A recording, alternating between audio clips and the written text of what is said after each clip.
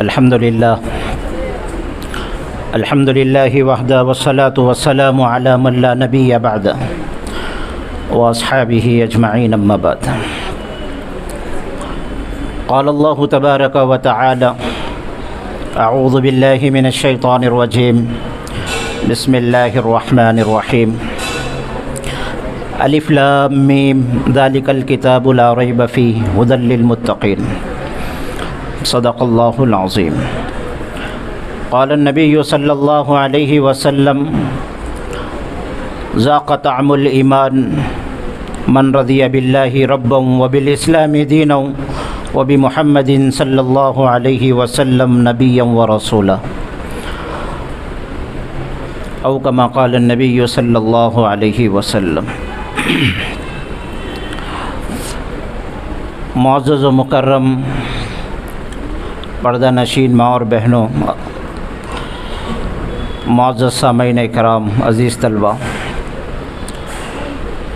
اللہ تعالیٰ نے دنیا کو بنایا ہے اور ساری کی ساری چیزیں وہ اللہ تعالیٰ کی مخلوقات ہے، اللہ کی بنائی ہوئی چیزیں ہیں.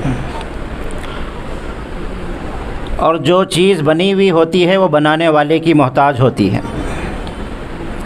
اللہ خالق ہے، ساری مخلوق اس کی بنائی ہوئی ہے. جو چیز جس کی بنائی ہوئی ہوتی ہے بنانے والے کی محتاج ہوتی ہے. تو دنیا کے اندر جتنے بھی اسباب ہیں وہ اللہ کے حکم کے محتاج ہیں، اپنے اندر تاثیر کے پہنچانے میں یا تاثیر سے رک جانے میں. بذات خود کسی سبب کے اندر کوئی تاثیر نہیں ہے جب تک اللہ کا حکم اس کے اوپر نہ ہو جائے. دنیا میں آنے کا سب سے بڑا مقصد ہمارا یہی ہے کہ یقین ہماری زندگی کے اندر پیدا ہو جاوے کہ اللہ کی جو ذات ہے وہ قادر مطلق ہے. سب کچھ اسی کے حکم سے ہوتا ہے، اسی کے کرنے سے ہوتا ہے. اسی کے حکم سے سورج نکلتا ہے، اسی کے حکم سے چاند نکلتا ہے، اسی کے حکم سے سورج ڈوبتا ہے، اسی کے حکم سے چاند ڈوبتا ہے. ستارے چمکتے ہیں آسمانوں پر اسی کے حکم سے. بارش کا خطرہ آسمان سے زمین پہ گرتا ہے اسی کے حکم سے. درخت پر پتا لگتا ہے اسی کے حکم سے.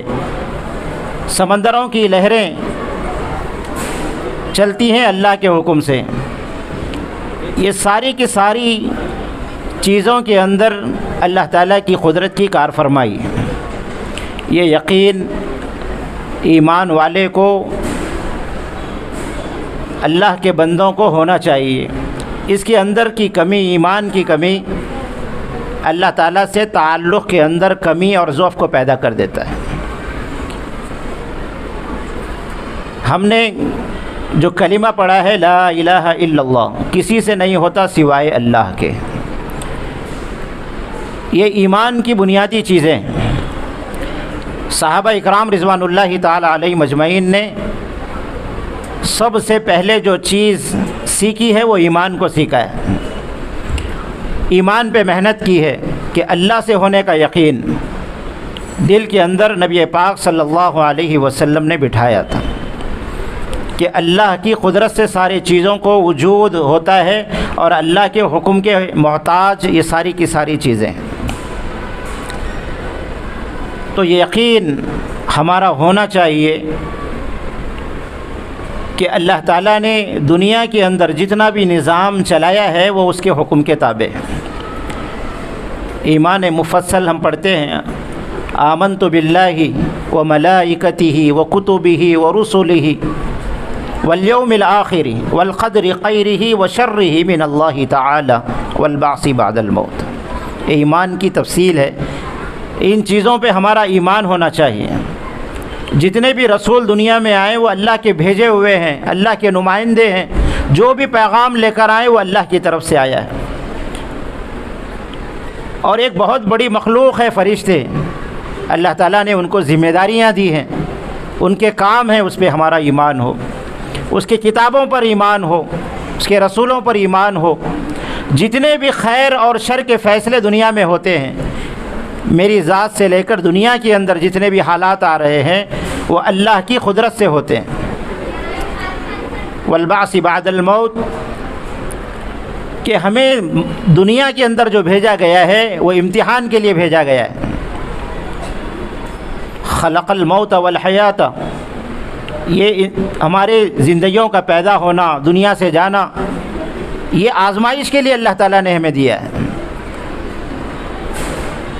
تو یہ یقین ہمارا ہو جاوے کہ ایک اکیلے اللہ کی ذات سے ہوتا ہے، کسی سے کچھ نہیں ہوتا.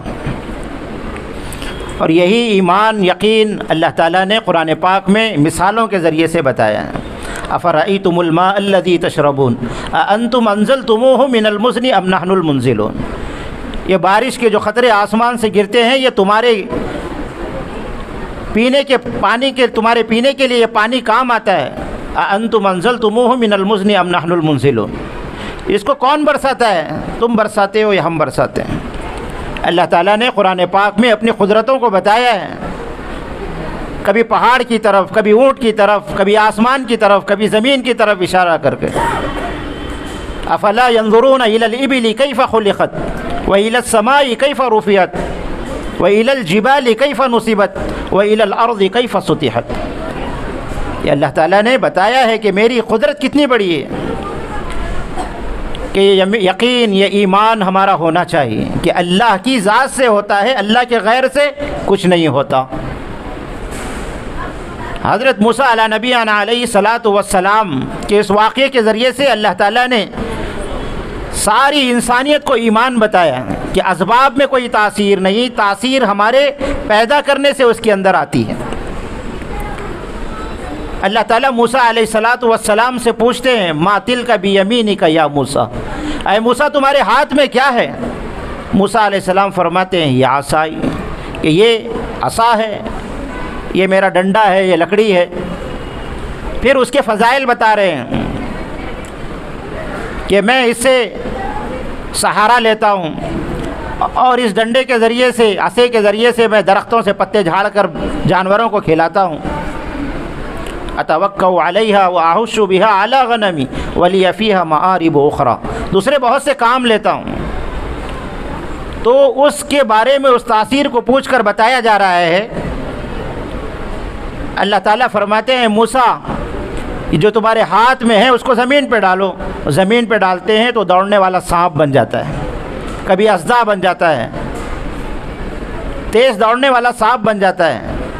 پھر حکم ہوتا ہے کہ اس کو پکڑو اور خوف مت کھاؤ، سنعیدھا، کہ ہم اس کو پھر سے لوٹائیں گے اسی شکل میں جو شکل پہلے تھی. تو یہ بتایا گیا ہے کہ ایمان ہمارا ہو جاوے کہ ساری چیزوں کے اندر جو تاثیر ہے وہ اللہ کے ڈالنے سے آتی ہے. بتایا گیا کہ یہ کیا ہے، نہ یہ عصا ہے نہ یہ سانپ ہے، اے اللہ جو اس کو تو بنائے دے وہ ہے.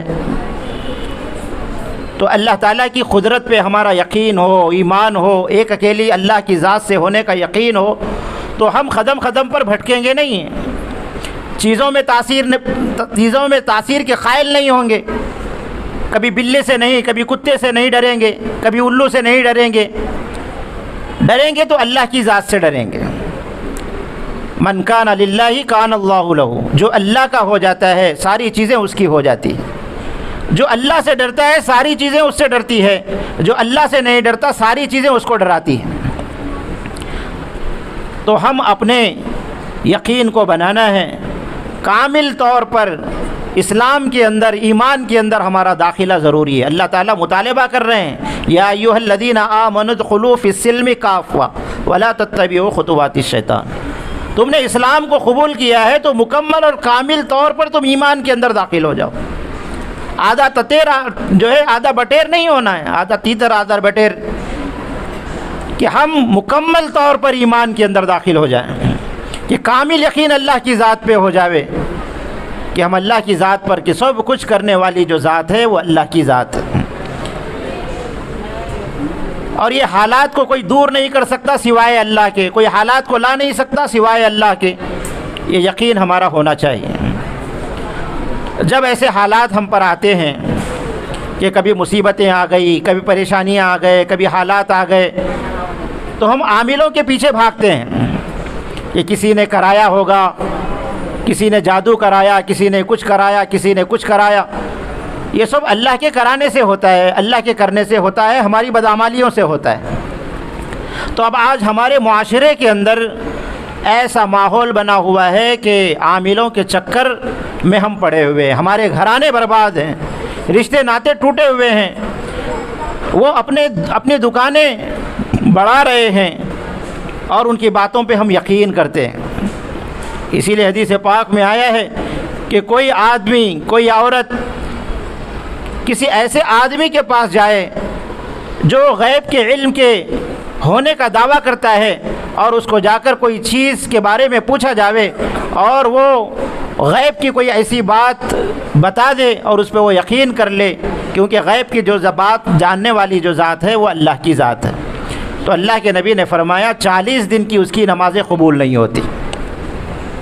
آج ہمارے گھرانے، دیندار گھرانے، مسلمان گھرانے عاملوں کے چکروں میں پڑے ہوئے ہیں، عاملوں کے پیچھے ہمارا سرمایہ، ہمارا وقت، ہمارے خاندان برباد کیے ہوئے ہیں۔ جا کے پوچھتے ہیں کس نے کرایا ہے، ساس بہو کے درمیان میں نہیں جمتی تو وہ کہتا ہے کہ یہ نفسی چیزیں اس کو معلوم ہوتی ہے کہ گھر کے اندر کے جو حالات ہوتے ہیں، اکثر کہہ دیتا ہے کہ تمہاری ساس نے کرایا ہے، بہو سے کہتا ہے کہ تمہاری ساس نے کرایا ہے، ساس سے کہتا ہے کہ بہو نے کرایا ہے۔ اس طریقے سے گھرانے کے اندر تفریق پیدا ہو جاتی ہے، بھائی بھائی کو کرایا ہے، کوئی کسی کو نہیں کراتا جب تک کہ اللہ کا حکم نہیں ہوتا۔ کرنے دھرنے والی ذات اللہ کی ذات ہے۔ تو جب حالات آتے ہیں تو اللہ کے نبی صلی اللہ علیہ وسلم نے جو راستہ بتایا ہے وہ راستہ صلاۃ الحاجت والا راستہ ہے، تاثیر والا راستہ، مؤثر راستہ، کہ 2 رکعت صلاۃ الحاجت پڑھ کے اللہ سے دعا مانگیں، اللہ سے دعا مانگیں گے، 2 رکعت نماز پڑھ کر اللہ اس کے حالات کو درست کر دیں گے۔ یہ جو سنت کے اور شریعت کے مطابق جو راستہ اللہ کے نبی نے حالات کے آنے پر جو بتایا ہے وہ یہ بتایا ہے کہ تم 2 رکعت نماز پڑھ لو اور اللہ سے مانگو، صلاۃ الحاجہ دعا بھی بتائی گئی، لا الہ الا هو الحلیم الکریم سبحان اللہ رب العرش العظیم نسألک موجبات رحمتک وعزائم مغفرتک، یہ دعائیں بتائی گئی کہ اس دعا کے ذریعے سے تم اللہ سے اپنے حالات کا دفاع مانگو، اپنے حالات، برے حالات کو دور ہونے کا اللہ سے مانگو، اچھے حالات کے آنے کا اللہ سے مانگو، کیونکہ دینے والی جو ذات ہے وہ اللہ ہی کی ذات ہے۔ اذکار بتائے گئے، دعائیں بتائی گئی۔ اللہ کے نبی صلی اللہ علیہ وسلم نے دم کیا ہے، حدیث پاک میں آتا ہے، بیماروں پہ دم کیا ہے، جس کو عوارض لگی تھی ان کے اوپر دم کیا ہے۔ اسأل اللہ العظیم رب العرش العظیم ان یشفیک، یہ دعا آپ صلی اللہ علیہ وسلم سے منقول ہے، بیمار پر آپ نے دعا پڑھ کے پھونکی ہے، دم کیا ہے، دم کیا ہے تو بیماری سے شفا ملی ہے۔ تو جو اذکار اللہ کے نبی صلی اللہ علیہ وسلم نے ہمیں بتائے ہیں وہی ہمارے لیے کافی ہیں۔ آپ صلی اللہ علیہ وسلم نے اپنی زندگی میں کسی کو تعویذ نہیں دیا، لکھ کر کسی کو تعویذ نہیں دیا، کیونکہ قرآن کہہ رہا ہے قل اعوذ برب الفلق، قل اعوذ برب الناس، قل هو اللہ احد، اس میں جو سارے کے الفاظ ہیں وہ کہو پڑھو کے آتے ہیں، اور اسی کے اندر تاثیر زیادہ ہے۔ آپ قرآن پڑھ کر دم کر لیں، آیت الکرسی پڑھ کے دم کر لیں۔ اللہ کے نبی صلی اللہ علیہ وسلم کا معمول تھا ساری زندگی سورہ فلق اور سورہ ناس پڑھ کر اپنے جسم پر، دونوں ہاتھوں پر پھونک مار کر سارے جسم پر اللہ کے نبی صلی اللہ علیہ وسلم ان ہاتھوں کو رات کے وقت میں پڑھ کر جسم پر ہاتھوں کو پھیرا کرتے تھے۔ اما جان عائشہ رضی اللہ عنہا فرماتی ہیں جب آپ مرض الوفات میں تھے اور آپ کا دنیا سے جانے کا آخری وقت ہے تو اس وقت اللہ کے نبی صلی اللہ علیہ وسلم سے پڑھا نہیں جا رہا تھا، غشی آ رہی تھی، تو میں نے اس رات میں بھی یہ عمل کیا ہے، سورہ فلق اور سورہ ناس پڑھ کر اللہ کے نبی صلی اللہ علیہ وسلم کے ہاتھوں پر پھونک مار کر، کیونکہ میں نے اپنے ہاتھوں پہ پھونک نہیں ماری، اللہ کے نبی کے ہاتھوں پہ پھونک ماری، وہ اس لیے کہ اللہ کے نبی کے ہاتھوں سے مبارک ہاتھ، برگزیدہ ہاتھ کون ہو سکتے ہیں، اسی انہی ہاتھوں سے میں نے اللہ کے نبی صلی اللہ علیہ وسلم کے جسم اطہر پر جہاں تک ہاتھ جاتے ہیں وہاں تک پھیرا۔ آپ کی ساری زندگی یہ معمول تھا۔ آج ہم عاملوں کے چکر میں ہیں، تعویذ کے چکر میں ہیں، اور ہم اس کو عالم سمجھتے ہی نہیں جس کو تعویذ گنڈے کا علم نہ آتا ہو، اور لوگوں کا یہ تصور ہے کہ عالم وہی ہے جس کو جھاڑ پھونک آتا ہو، جس کو تعویذ آتا ہو۔ علم سے اس کا کوئی تعلق نہیں ہے جھاڑ پھونک کا، اور اس کا نام بھی روحانی علاج ہم نے دیا ہوا ہے۔ علماء نے لکھا ہے جیسے حکیم کا علاج ہوتا ہے، ڈاکٹری کا علاج ہوتا ہے، ویسے بھی یہ بھی ایک علاج ہے۔ یہ روحانی علاج نہیں، یہ بھی جسمانی علاج، اور یہ عبادت نہیں ہے، اس کے اوپر ثواب نہیں ہے۔ اللہ کے نبی نے فرمایا ایک جائز کام ہے، مباح کام ہے، اللہ کے نبی نے اس کو کیا ہے، لیکن یہ عبادت نہیں ہے۔ اسی لیے علماء نے لکھا ہے کہ کوئی قرآن اس لیے پڑھتا ہے کہ اس سے مجھے مال ملے اس نیت کے ساتھ، یا میری بیماری چلی جاوے، یا جو دعائیں پڑھتا ہے اس لیے، تو اس کے ذریعے سے اس کو شفا مل جائے گی، ہو سکتا ہے مال مل جائے گا، لیکن اس پہ نیکیاں نہیں ملے گی، اور اس کا وہ پڑھنا ثواب لکھا نہیں جائے گا، کیونکہ وہ اللہ کے لیے نہیں پڑھ رہا ہے، اپنی ضرورت کے لیے پڑھ رہا ہے۔ تو میری ماں اور بہنوں، بھائیوں، بزرگوں، دوستوں، اللہ کے نبی صلی اللہ علیہ وسلم نے ہمیں اذکار دیے ہیں، صبح کے وقت کی دعائیں، شام کے وقت کی دعائیں، بیماری پر پڑھ کے پھونکنے کی دعائیں۔ ہم تعویذ کے پیچھے پڑے ہوئے ہوتے ہیں کہ جب تک تعویذ نہیں بنیں گے، جب تک ہمیں شفا نہیں ملے گی۔ یقین عورتوں کا بنا ہوا ہے۔ زیادہ تر عورتیں آج دیکھیں عاملوں کے چکر میں پڑی ہوئی ہیں، جہاں جھاڑ پھونک ہوتا ہے، جہاں پر دعائیں پڑھی جاتی ہے، ہزاروں کا ہجوم وہاں پر ہے۔ خود سے سورہ ناس، سورہ فلق پڑھنے کی توفیق نہیں ہوتی، دوسرے سے ہی چاہتے ہیں کہ اس کے ذریعے سے ہمیں شفا مل جائے۔ کسی نیک آدمی سے پڑھ کے پھکوانا یہ بھی جائز ہے، خود بھی پڑھ کے پھونکے، یہ زیادہ مؤثر ہے۔ تو آج ہمارے گھرانے برباد ہیں کہ اس نے کرایا، اس نے کرایا، اس کے اندر جتنے بھی خرافات ہیں۔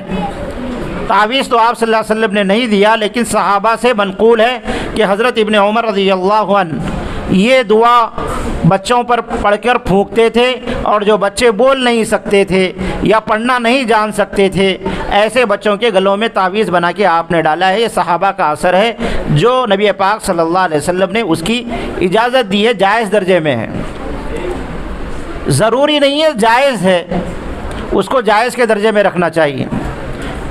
اعوذ بکلمات اللہ التامات من شر ما خلق فاللہ خیر حافظا وہو ارحم الراحمین۔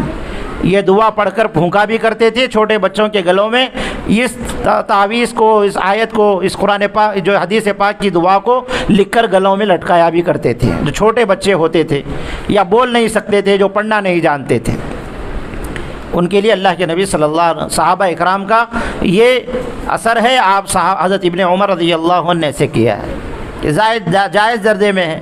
لیکن ایسے تعویذ جس کے معنی معلوم نہ ہو، مفہوم معلوم نہ ہو، اس کی زبان معلوم نہ ہو، یا غیر اللہ سے اس کے اندر مدد لی گئی ہو، شرکی الفاظ اس کے اندر ہو، ایسے تعویذ کا پہننا حرام ہے، ناجائز ہے۔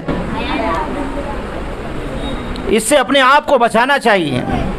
آج تعویذ تو چھوڑیے، ہمارے گھروں کا یہ حال ہے کہ فلاں درگاہ کے ہرے ناڑے، پیلے ناڑے، لال ناڑے گلوں میں ڈالتے ہیں، اور یہ تصور ہے کہ اس کے ذریعے سے شفا ملے گی، بچے کو صحت ملے گی۔ یہ شرکیہ کام ہے، شرکیہ افعال ہیں۔ ہمیں اللہ کے نبی صلی اللہ علیہ وسلم نے اعمال دیے ہیں، ان اعمال کے مطابق اپنی زندگی کو گزارنا چاہیے، اور اپنے حالات کو درست کرنا چاہیے۔ کہ تعویذ اس وقت اس کی اجازت ہے جب ہمیں پڑھنا نہ آتا ہو، بولنا نہ آتا ہو، دعا یاد نہ آتی ہو، پڑھے لکھے نہ ہو۔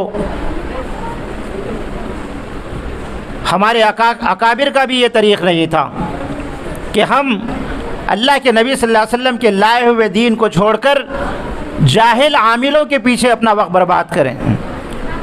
وہ کہتے ہیں کہ لیمبو لاؤ، بھلاوا لاؤ، مرچیاں لاؤ، ہم اس کے پیچھے پڑے ہوئے ہیں کہ اس کے ذریعے سے ہمارے مسائل کا حل ہوگا، اور ہم پر سے آنے والے سارے کے سارے جو چیزیں کیے کرائے ہوئے جو یقین ہیں وہ نکل جائیں گے۔ دعائیں دی گئی اللہ کے نبی صلی اللہ علیہ وسلم نے، بیمار کو دیکھ کر پڑھنے کی دعا، بیماری پر پڑھنے کی دعا، دوسروں پر پڑھ کے پھونکنے کی دعا، یہ ساری کی ساری دعائیں اللہ کے نبی صلی اللہ علیہ وسلم نے دی ہیں۔ تو جھاڑ پھونک اور تعویذ کی جو حقیقت ہے اس کو اس درجے میں رکھنا چاہیے. یہ نہیں کہ سارا دین وہی ہے. اشرف علی تھانوی رحمۃ اللہ علیہ کی خدمت میں ایک خاتون آئی ہے اور پیچھے ہی پڑ گئی, حضرت میری مانگ صحیح نہیں نکلتی, تعویذ دے دیجیے. اب اس کی بھی کوئی تعویذ؟ ہم یہ چاہتے ہیں کہ ہر چیز کی ایک تعویذ ہونی چاہیے, ہر عمل کی تعویذ. لوگ چاہتے ہیں کہ میرا کاروبار نہیں چل رہا, کوئی تعویذ دو. میاں بیوی کے جھگڑے ہو رہے ہیں, تعویذ دو. بیماری ہیں, تعویذ دو. گھر میں جھگڑے ہیں, تعویذ دو. ہماری نگاہ نہیں ہے چیزیں کیوں ہو رہی ہیں کہ سیدھی مانگ کا تعویذ مانگ رہی ہیں. حضرت گنگوئی رحمۃ اللہ علیہ کی خدمت میں ایک شخص آیا, پیچھے پڑ گیا, حضرت تعویذ دو. حضرت نے کہا کہ مجھے تعویذ نہیں آتا. تو بڑا, اتنے بڑے آپ محدث ہیں, اتنے بڑے عالم ہیں, آپ کو تعویذ نہیں آتا؟ تعجب سے کہنے لگا اور پیچھے ہی پڑ گیا, آپ جو ایسے ہی ٹلانے کے لیے کہہ رہے ہیں. تو حضرت نے اردو میں لکھا, ایک پرچی میں پرچہ لے کر کے, مانتا ہی نہیں. تو آپ نے اس میں لکھا, اے اللہ میں جانتا نہیں, یہ مانتا نہیں, تو اپنے کرم سے اس کو شفا دے دے, اس کی ضرورت کو پورا کر دے. تو میری ماں اور بہنوں, اس تعلق سے اپنی زندگیوں میں ٹٹولنا چاہیے. حسن تدبیر کو اپنانا یہ بہترین چیز ہے. اللہ کے نبی نے فرمایا حسن تدبیر سے بڑھ کر کوئی چیز نہیں. ایک خاتون ایک اللہ والے کی خدمت میں آئی اور کہا کہ میرا شوہر بڑا ظالم ہے, روزانہ مجھے گھر میں داخل ہوتے ہی مارتا ہے. مولانا جمال الرحمان صاحب نے اس واقعے کو سنایا کہ آج حالات کتنا یقین لوگوں پہ ہے. تدبیر کو چھوڑ کر ہم تعویذ پہ کتنا اثر کرتے ہیں. تعویذ کی نہیں, ہم کو اپنی زندگیوں میں تبدیلی لانے کی ضرورت ہے, اپنے حالات کو درست کرنے کی ضرورت ہے, اپنے اخلاق کو درست کرنے کی ضرورت ہے, آپس کے تعلقات کو درست کرنے کی ضرورت ہے, گھر کے ماحول کو دین پہ لانے کی ضرورت ہے. تو اس خاتون نے کہا کہ حضرت میرا شوہر بڑا ظالم ہے کہ روزانہ گھر آتا ہے تو مار پیٹ کرنے لگتا ہے. یہ سمجھ گئے حضرت, اور یہ کہنے لگی کہ کوئی مجھے ذو اثر تعویذ دیجئے تاکہ میں اپنے شوہر کے ظلم و ستم سے بچ جاؤں. اب میرے اندر طاقت اور سکت نہیں ہے, ہڈیاں کمزور ہو گئی کہ میں اب ان کی مار نہیں کھا سکتی, اس لیے مجھے کوئی ذو اثر تعویذ دیجئے. تو حضرت نے کچھ لکھا اس میں اور یہ کہا جب تمہارا شوہر گھر کے اندر داخل ہو تو اس وقت داڑوں میں, دونوں داڑوں کے درمیان میں اس کو لے کر دبانا ہے, بات چیت نہیں کرنا. تو شوہر گھر میں آتا, یہ جو کچھ بھی سوال کرتا تو وہ بات نہیں کرتی تھی, گردن ہلا دیتی تھی, چہرہ ہلا دیتی تھی. 15 دن گزر گئے, کوئی مار نہیں کھائی. حضرت کی خدمت میں آیا اور آ کر کہنے لگی کہ حضرت آپ کا تعویذ اتنا ذو اثر ہے کہ 15 دن ہو گئے تعویذ دے کر, 15 دن سے میرا شوہر مجھ پر مہربان ہے, آج تک مجھ پر ہاتھ نہیں اٹھایا. کہا کہ اس فارمولے کو اور اس تعویذ کو یوں ہی عمل کے ساتھ چلاتے رہنا.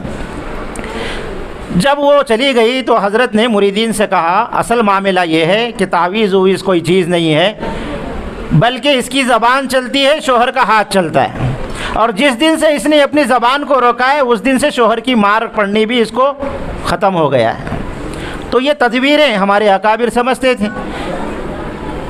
تو ان چیزوں کو اپنی زندگی کے اندر لانا کہ ہر چیز کا حل تعویذ میں نہیں ہے, گنڈوں میں نہیں ہے, بلکہ اللہ کے نبی صلی اللہ علیہ وسلم نے جو اذکار, جو اعمال, جو دعائیں اہتمام کے ساتھ اللہ کے نبی نے بتائی ہیں, ان مسنون اذکار کو سامنے رکھنا چاہیے. ہر وقت کے پڑھنے کی دعائیں اللہ کے نبی صلی اللہ علیہ وسلم نے صبح کے اذکار, شام کے اذکار, کپڑے پہننے کی دعا, کپڑے نکالنے کی دعا, چپل پہننے کی دعا, بیت الخلاء میں جانے کی دعا, بیت الخلاء سے باہر نکلنے کی دعا, یہ ساری کی ساری دعائیں اللہ کے نبی صلی اللہ علیہ وسلم نے امت کو بتائی ہے تاکہ ایسے مصائب سے بچ جائیں. آج جنوں کے اثرات ایک بہت بڑا مسئلہ ہے. کیوں ہم دعا پڑھ کر نہیں جاتے؟ جب دعا پڑھتے ہیں تو شیطان سے اللہ تعالیٰ حفاظت کے لیے سرحدیں قائم کر دیتے ہیں, حدود قائم کر دیتے ہیں, پردہ حائل کر دیتے ہیں. اب ایسی جگہ جہاں پر شیطانوں کا بسیرا ہوتا ہے, ہم بغیر آنچل کے سرے جو ہے ہمارا سر کھلا ہوا ہو اور دعا کے اہتمام کے ساتھ نہیں جائیں گے تو ان سے تلبس کی وجہ سے ان کے اثرات ہم پر حاوی ہو جاتے ہیں. تو ان چیزوں سے اپنے آپ کو بچائیں گے تو عاملوں کے چکر سے بچیں گے.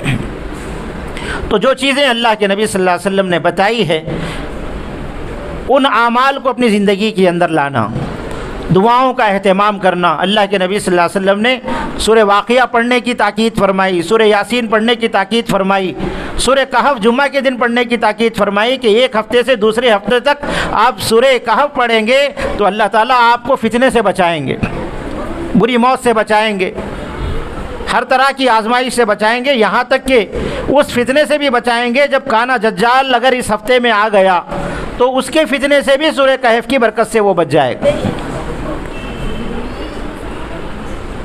تو ان فتنوں سے بچنے کے لیے اللہ کے نبی صلی اللہ علیہ وسلم نے ہمیں اعمال دیے، اس لیے ہمارا یقین اللہ کی ذات پہ ہو، اللہ کے کرنے سے ہوتا ہے، کسی کے کرنے سے کچھ نہیں ہوتا۔ اور جو اعمال اللہ کے نبی صلی اللہ علیہ وسلم نے حفاظت کے لیے دعائیں ہمیں بتائی ہے اس کا اہتمام کرنا چاہیے۔ اس سے ہٹ کر جتنے بھی باطل طریقے ہیں، شرکیہ طریقے ہیں، حد یہ ہو گئی کہ آج ہماری مسلم عورتیں غیروں کے پاس جاتی ہیں، غیروں کے پاس کچھ ایسے اعمال وہ عملیات کرتا ہے، کچھ ایسے منتر پڑھ کے پھونکتا ہے، ہمیں یقین ہے کہ اس سے شفا مل جاتی۔ ہمارے محلے کے اندر بھی ایسے حالات ہیں، تو ہم دیکھنا چاہیے کہیں ان چیزوں کی وجہ سے ہمارا ایمان تو رخصت نہیں ہو رہا ہے، ہم کن چیزوں کے اندر پڑے ہوئے ہیں۔ تو جو دین جتنا بتایا گیا ہے، جتنا عمل بتایا گیا ہے اس کے مطابق ہمارا عمل ہونا چاہیے۔ تعویذ گھنٹوں سے، جھاڑ پھونک سے اپنے آپ کو بچانا چاہیے۔ اللہ کے نبی صلی اللہ علیہ وسلم سے اللہ تعالیٰ نے فرمایا، ایک حدیث طویل حدیث ہے، اس کے مفہوم یہ ہے کہ اللہ رب العزت نبی پاک صلی اللہ علیہ وسلم کی امت کے 70,000 لوگوں کو بغیر حساب و کتاب کے جنت میں داخل کریں گے۔ حضرت عکاشہ رضی اللہ عنہ فرماتے ہیں کہ اللہ کے نبی صلی اللہ علیہ وسلم وہ 70,000 جانے والے خوش نصیب کن صفات کے حامل ہوں گے؟ تو اللہ کے نبی صلی اللہ علیہ وسلم نے فرمایا کہ وہ غلط جھاڑ پھونک کرنے والے نہیں ہوں گے، بدشگونی کرنے والے نہیں ہوں گے، اور اللہ کے علاوہ کسی پر بھروسہ کرنے والے نہیں ہوں گے، اور داغ لگا کر بیماری کا علاج کرنے والے نہیں ہوں گے۔ یہ 4 چیزوں سے بچنے والے 70,000 جو لوگ میری امت میں سے جنت میں بغیر حساب کے جائیں گے، یہ صفات والے ان میں ہوں گے۔ اسی لیے ایسے خرافات کہ ہمارا بھی شمار ان 70,000 میں ہو جاوے، اسی لیے ان 4 صفات کو اپنے اندر پیدا کرنا ہے۔ جو سنت طریقے سے اللہ کے نبی نے علاج بتایا ہے اس کو علاج کو اختیار کرنا، نحوست کا تصور اپنے ذہنوں سے نکال دینا، اللہ کی ذات پر بھروسہ کرنا، اور ان چیزوں سے برکت کو حاصل کرنا، عملیات کے اندر جو اللہ کے نبی کے اذکار ہیں اس کا اہتمام اپنی زندگی کے اندر ہونا، یہ چیزیں ہماری زندگی کے اندر آنی چاہیے۔ ہماری اللہ کے اوپر کامل یقین ہوگا تو ان چیزوں سے ہم بچنے والے بنیں گے۔ اسی لیے ہم یہ عزائم کریں، یہ ارادے کریں کہ اپنے ایمان کو مضبوط بنائیں گے۔ ہمارا ایمان قوی ہوگا تو اللہ کے حکموں پہ چلیں گے، اور چیزوں کا تاثر کہ چیزیں بذات خود کو مؤثر ہوتی ہے، اس کے اندر تاثیر ہوتی ہے، اس کا یقین اپنی زندگیوں سے نکالنا ہے، اور ان اذکار کو اپنی زندگی میں لانا ہے، اور ان عاملوں کے چکر سے اپنے آپ کو بچانا ہے جس سے ہمارا ایمان، ہمارا عقیدہ خراب ہوتا ہو اور فتنے میں ہمارا ایمان پڑ جاتا ہو، اس سے اپنے آپ کو بچانا چاہیے۔ اللہ مجھے اور آپ کو ان چیزوں پر عمل کرنے اور اس یقین کو اپنے دل کے اندر بٹھانے اور اذکار صبح و شام کے جو اللہ کے نبی نے ہمیں بتائے ہیں اس کا اہتمام کرنے والا بنائے۔ وآخر دعوانا ان الحمد للہ رب العالمین۔ درود شریف پڑھ کے دعا کرنا۔ اللهم لك الحمد كما ينبغي لجلال وجهك وعظيم سلطانك، سبحان الله بحمده عدد خلقه ورضا نفسه وزينة عرشه ومداد كلماته۔ ربنا ظلمنا أنفسنا وإن لم تغفر لنا وترحمنا لنكونن من الخاسرين۔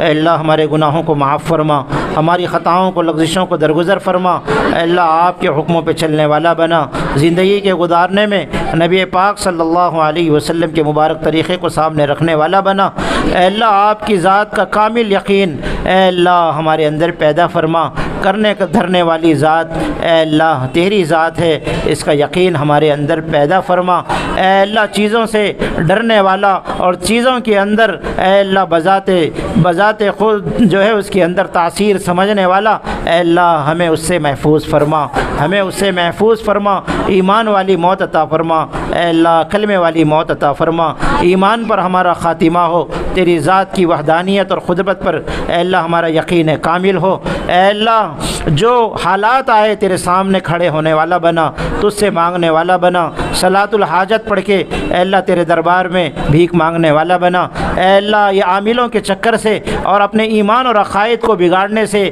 اور گھرانوں میں فتنہ و فساد اور لڑائیوں جھگڑوں سے اے اللہ امت کی ماؤں کی اے اللہ ہم سب کی حفاظت فرما، اے اللہ اذکار کا اہتمام کرنے والا بنا، صبح شام کی دعاؤں کا اہتمام کرنے والا بنا، اے اللہ ذکر و اذکار کا اہتمام کرنے والا بنا، اے اللہ سورہ ناس سورہ فلق کا اہتمام کرنے والا بنا، اللہ کے نبی صلی اللہ علیہ وسلم نے جتنے بھی طریقے امت کو بتائے ہیں اس کے مطابق زندگی کا گزارنے والا بنا، ربنا تقبل منا انک انت السمیع العلیم وتب علینا انک انت التواب الرحیم، الحمد للہ رب العالمین۔